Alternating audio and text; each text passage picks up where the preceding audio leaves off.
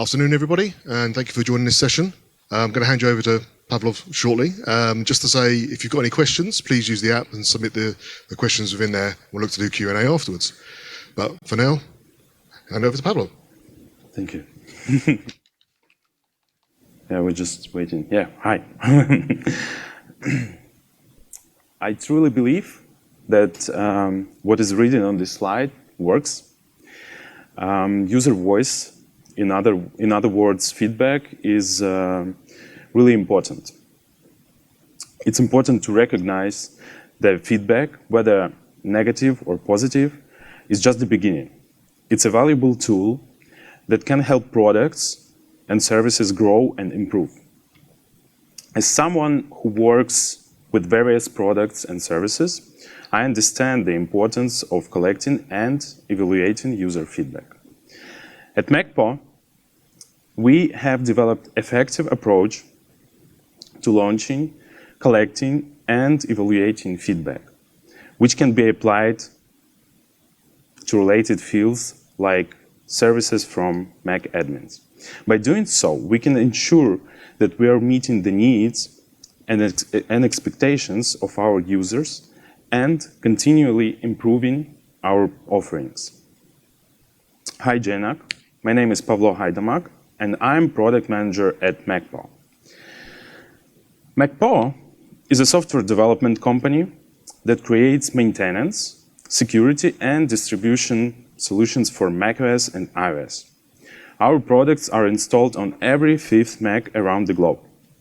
And one of my favorite things about the company that it has a huge passion for technology and history.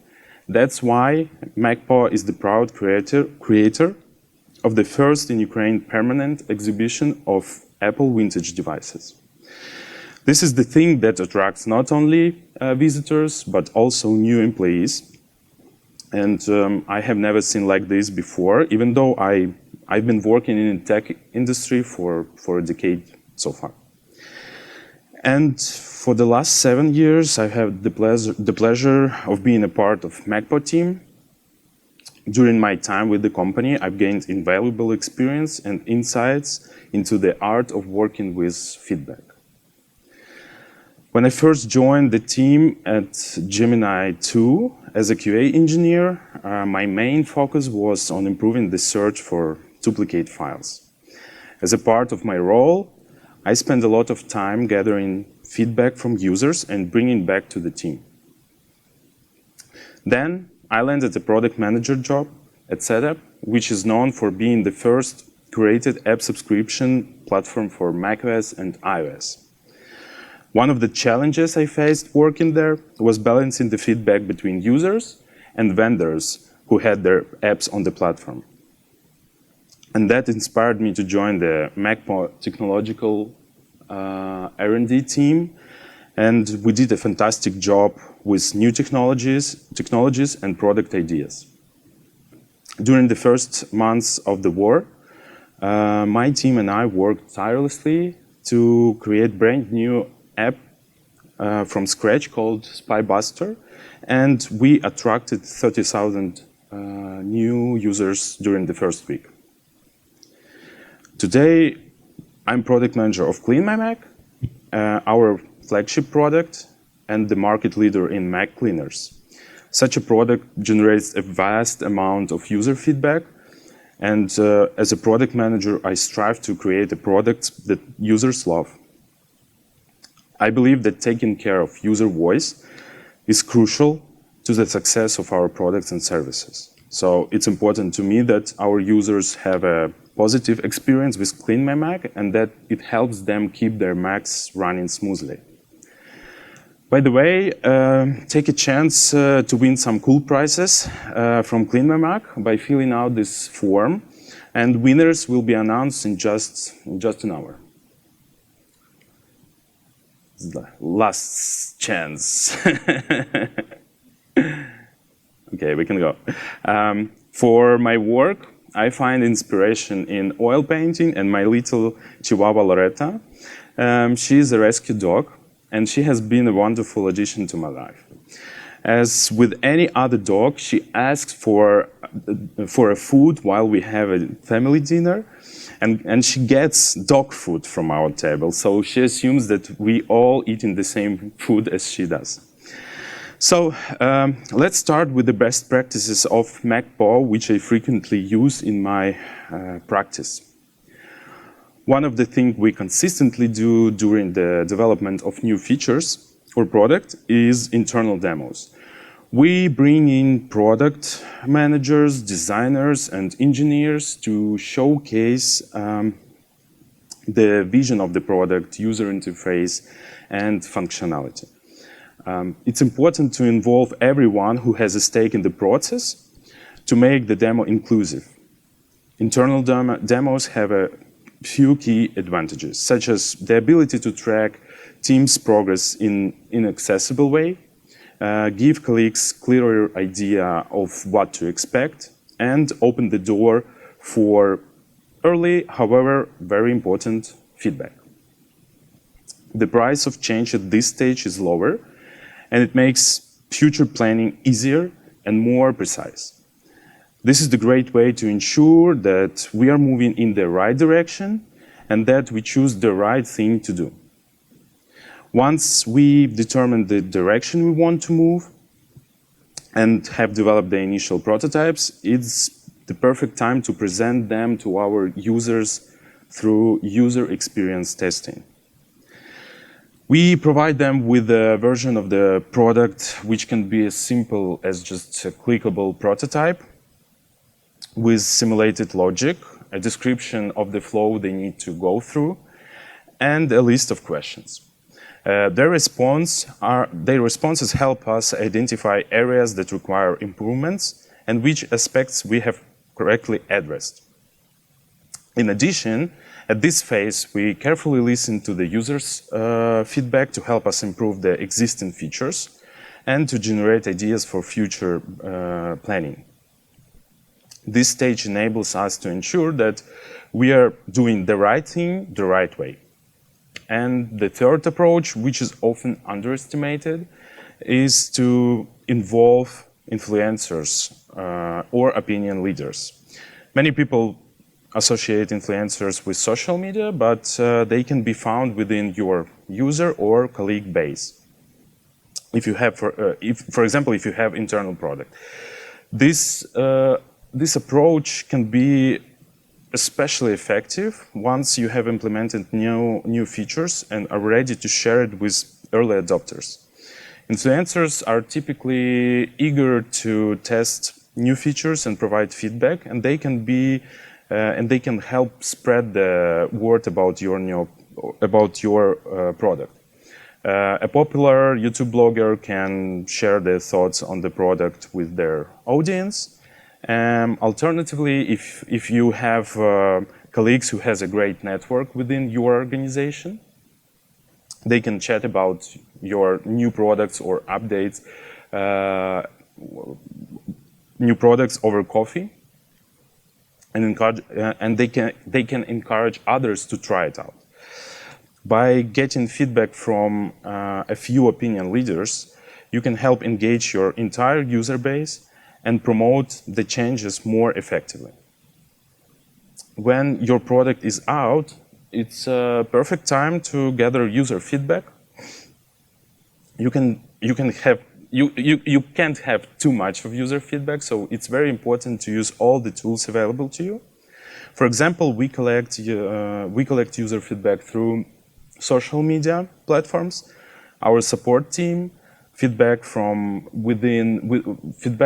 within the product, as you can see on the screen, Slack and Discord channels, and even through hotlines. Our support team is available 24/7 and can handle requests in any language. They forward feature requests to the product teams, and our goal is to respond to our customers within first 24 hours.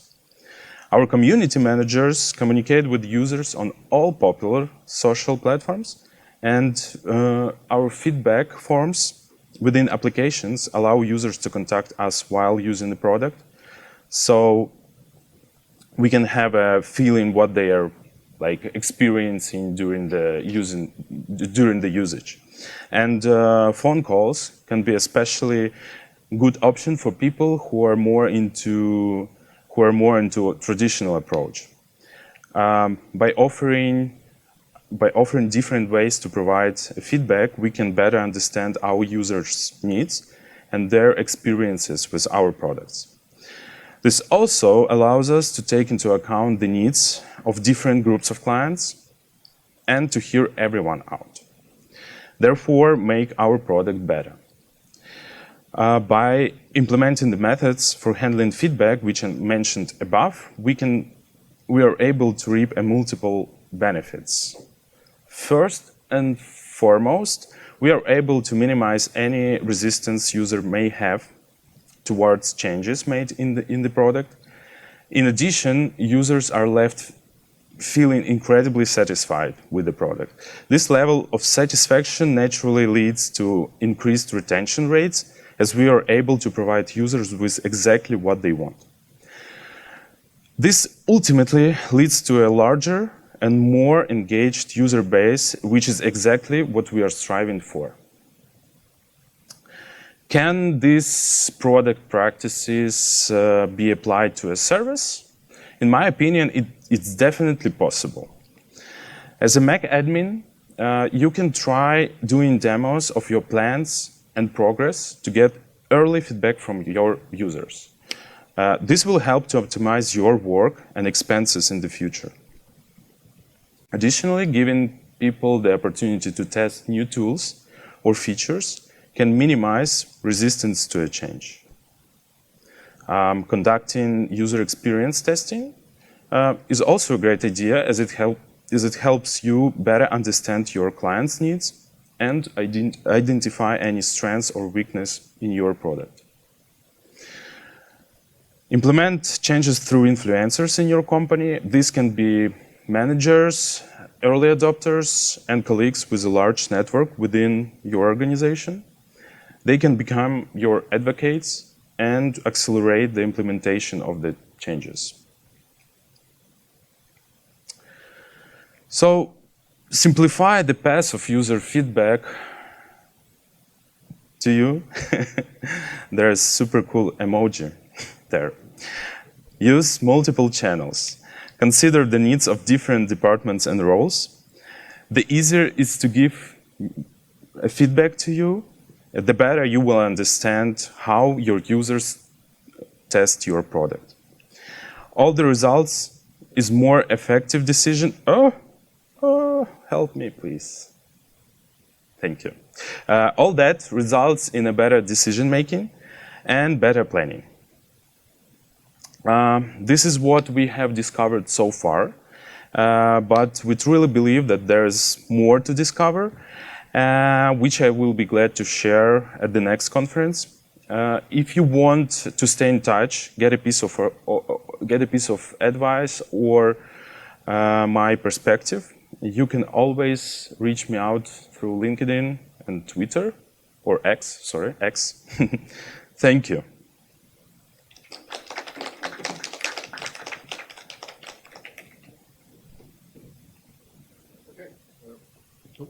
Hello.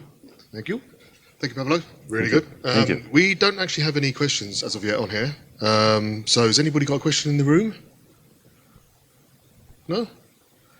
Okay, I actually have one. Yeah. If this is okay. So as someone who's involved in product stuff myself now, how do you prioritize feedback when it comes to roadmap items? It's my favorite question. So on the one hand you have user feedback. On the other hand you have, for example, business, right? Business needs. Yeah. So it's always a great idea to share your business needs with your customers, and sometimes they can vote more for your roadmap comparing to their needs. They can opt in for the new features you are offering to them. So you can always to check out with your customers and have their feedback on your plans. On the other way to do that is to always try to do user experience testing and look for what they need. If your business needs can cover their users' needs, and you can always match like your roadmap and user feedback. Cool, great answer. Thank you very much. Thank you. I actually have an actual question here now as well. Yeah, super. How do you facilitate positive feedback when you only get negative one? Sorry, I'm just trying to clarify what they mean on that. Oh, so, okay, feedback isn't necessarily always a good thing. Yeah. So what happens when you get positive feedback? How does that help? Because I guess most feedback is negative. Or Yeah. we want this thing or whatever. So Yeah. is there a difference when you receive positive feedback? Is there another process? Of course. In our company, when we have a positive feedback, it's their like next step is to share within organization, because this feedback can help many different roles to get better idea what they should like preserve and keep doing, because someone loves that. So we just share with our colleagues and try to like to remember what our users love most. Cool. So sharing your successes. Yeah. And it could be sometimes, I guess, the new thing took a while to come in. So then you celebrate. It might have been difficult to put in, but you could celebrate and realize it was worth all the effort. Yes. Brilliant. Cool. I think that's it. Again, thank you very much. Thank you. Thank you very much.